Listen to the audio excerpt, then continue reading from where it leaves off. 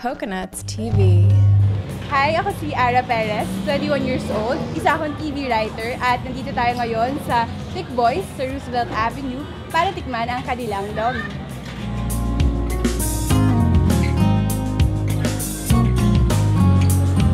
More than a year na ako nag-work as TV writer sa isang network. Ever since bata ako, feeling ko ito talaga yung vocation ko.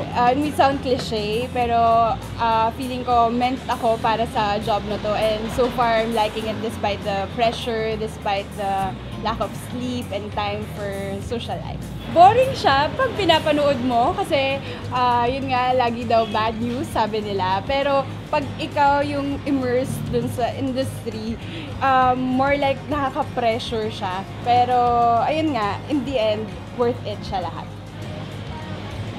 So ito na yung lomi ko. Tara, kain tayo.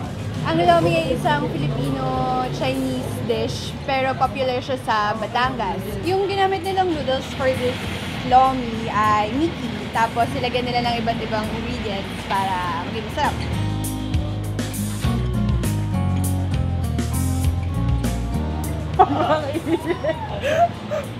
Para akong kumain straight from kalan. Malasa yung sauce. Tapos maalat-alat na tama lang yung lasa. Medyo mas marami yung sabaw kaysa sa noodles, pero good na rin. Sarap. Ito, meron siyang mga gulay. Meron siyang squid balls, kikiam, tapos may meat din siya, pork, tapos yung noodles, and egg. Pwede siya for 2 dahil sa dami ng sabaw, pero kayang-kaya ko itong ubusin. Hindi ako ganong mahilig sa noodles kasi mas prefer ko yung rice. Pero since lomi yung best seller dito sa Thick Boys, I gave it a try.